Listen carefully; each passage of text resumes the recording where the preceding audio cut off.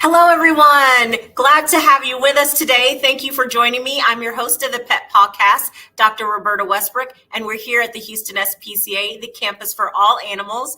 So today we have some exciting information for you. Spring is coming. It's almost here. We can see it in the weather, those little blooms that are starting to come out. And there are things to consider about what happens when spring is here. What does that mean for our pets? How can we keep our pets safe during the springtime? We always think about spring associated with spring cleaning, but there's lots of ways that we can think about spring cleaning. We can think about spring cleaning related to our pets directly and what we can do to keep them healthier, but we also have to think about the environment that we and our pets are living in. So we'll tackle both of those topics in just a few minutes, but first I want to introduce you to a wonderful, wonderful pet that we have available for adoption. Her name is Ladybird. Ladybird is a wonderful dog who would make a family, a wonderful pet. She has so many cool skills. And so we are going to use our pills, pet nutrition treats, and I would love to show you some of the things that Ladybird has learned recently. Come here, Ladybird. Come.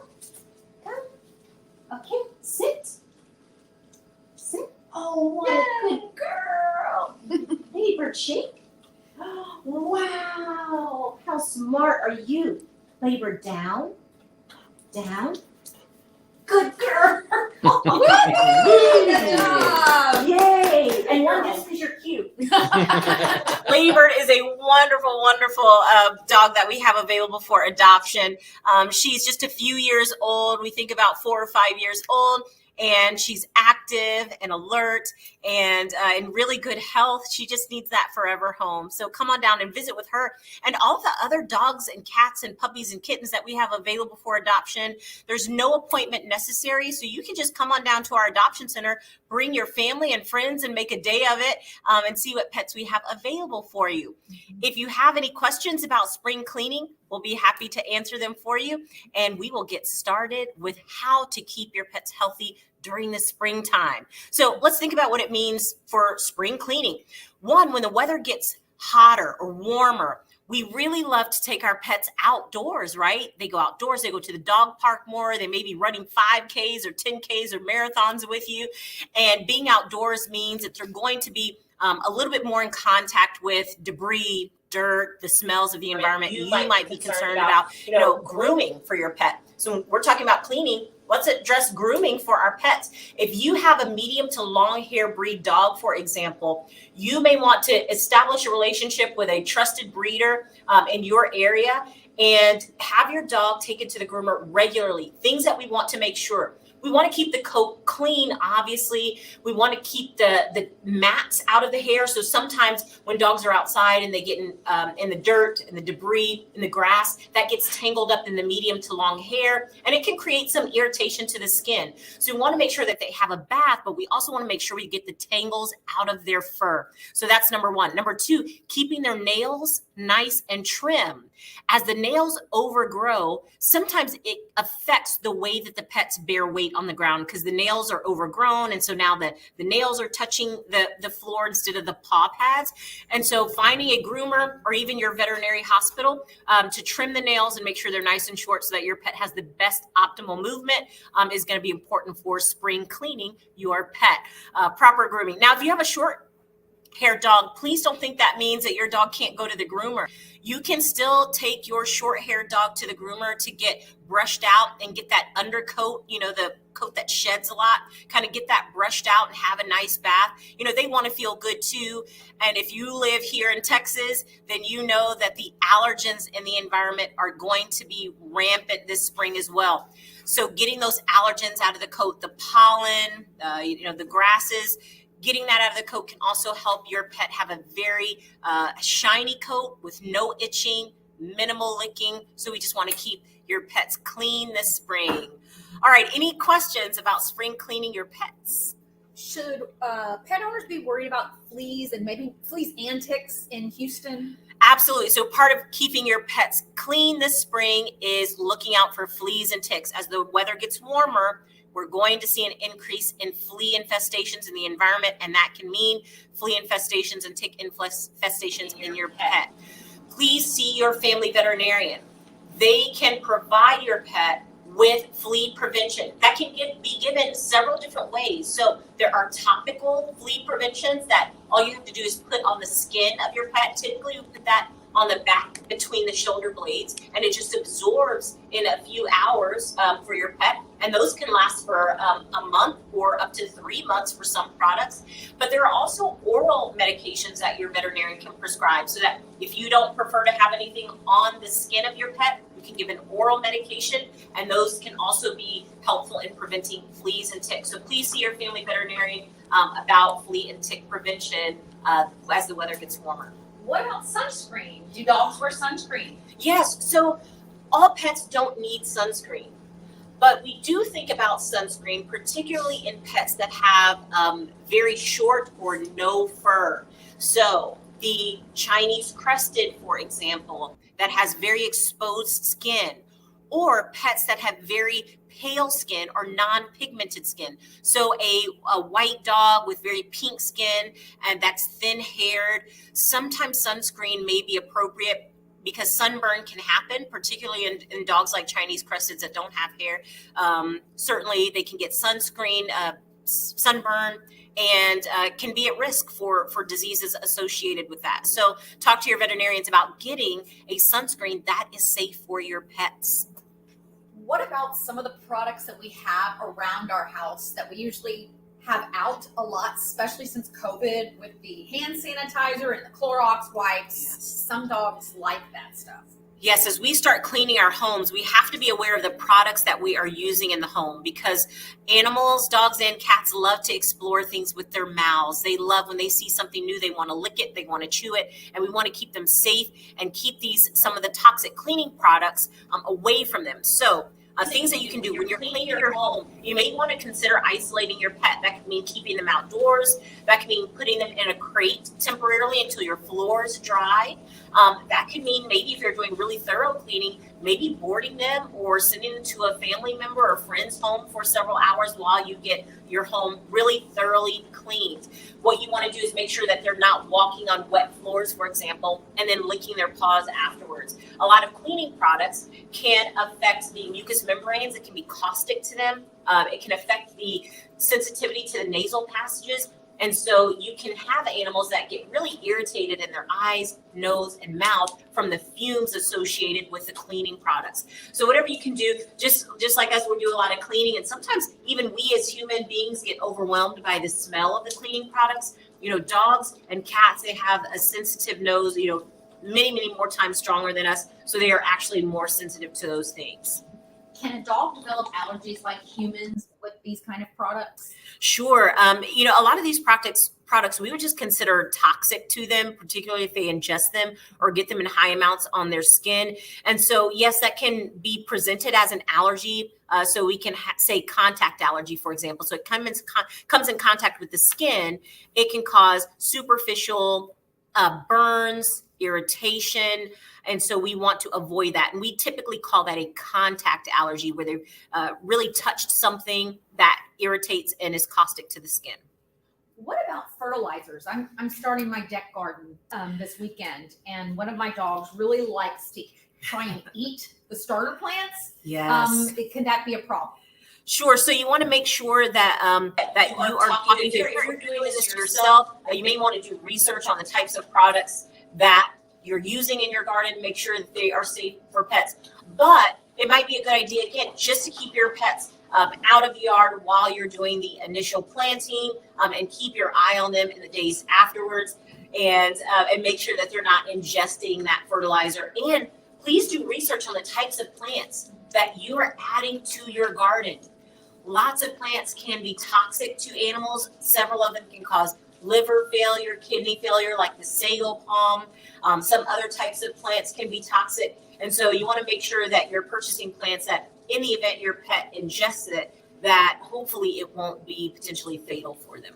Do we know if there'd be an issue if you had your carpet professionally cleaned? Do they use a different level of, is there different levels of toxins for a carpet cleaning company? Sure, it's hard to know. It might be dependent on the type of product that they're using. But whenever you're having someone professionally clean your carpet or spray your yard for weeds, talk to the company that is performing that service and tell them that you have pets. Many companies will advertise either on their website or be able to tell you verbally whether or not the products they use are safe for pets. And if they are not, most of the time the companies will tell you how to protect your pet from any toxicity. So they may say, this is something that you should keep your pet away from for the next 4 to 6 hours, or maybe up to 12 to 24 hours.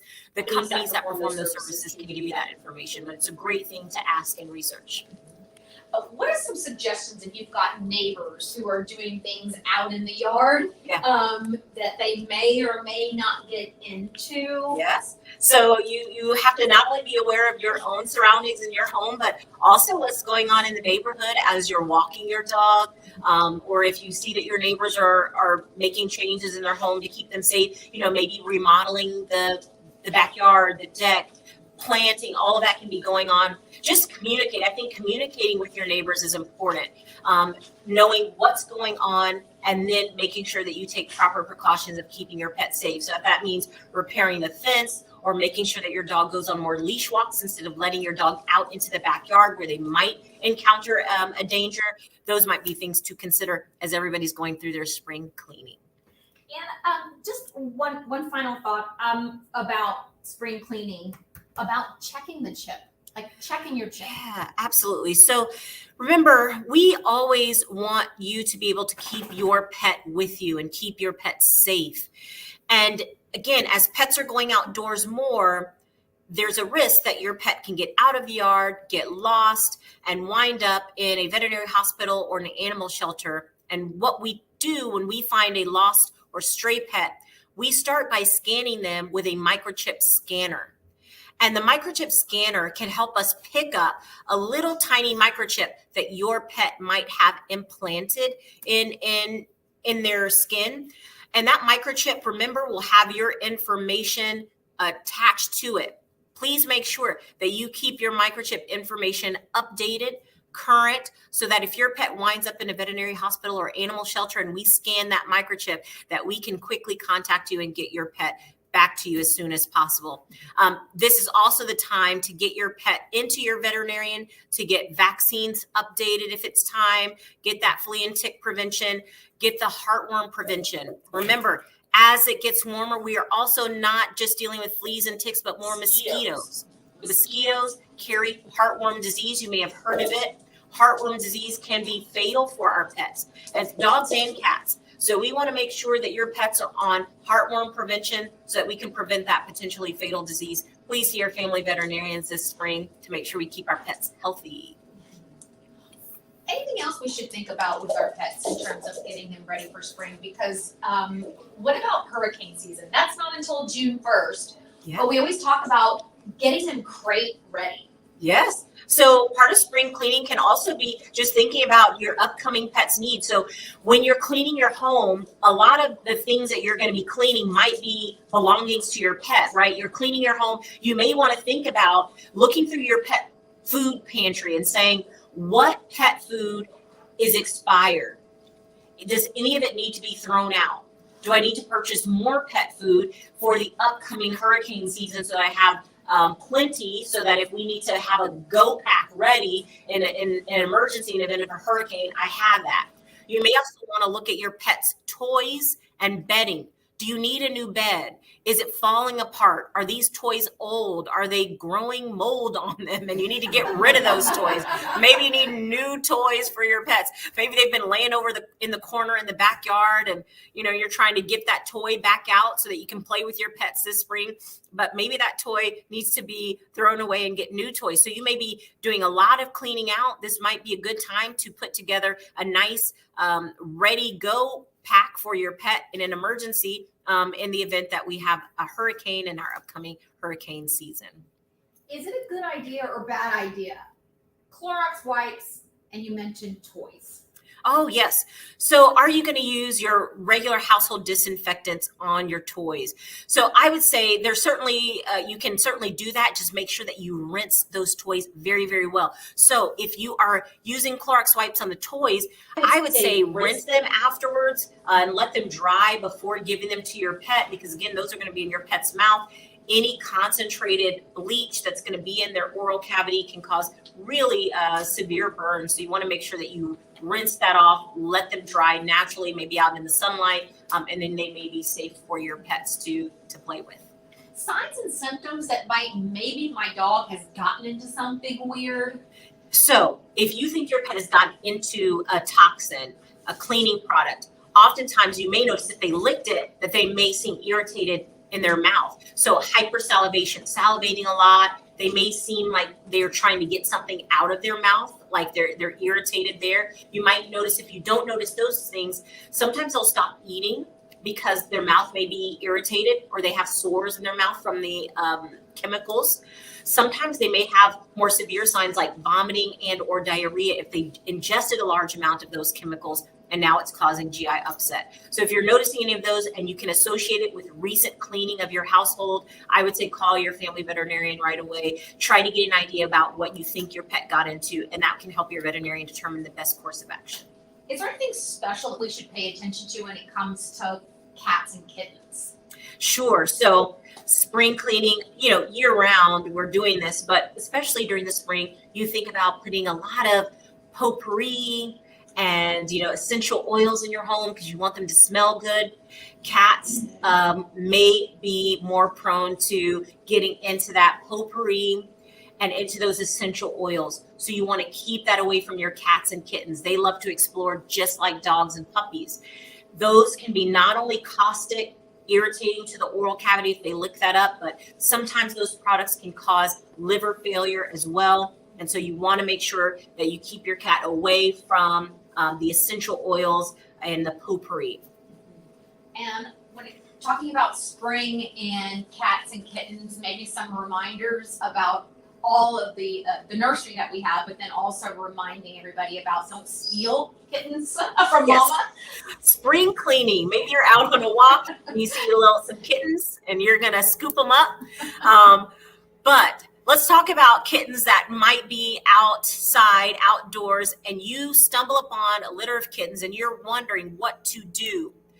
Okay, you should know that mother kittens are used to hiding their kittens in a variety of different places in order to protect them from predators.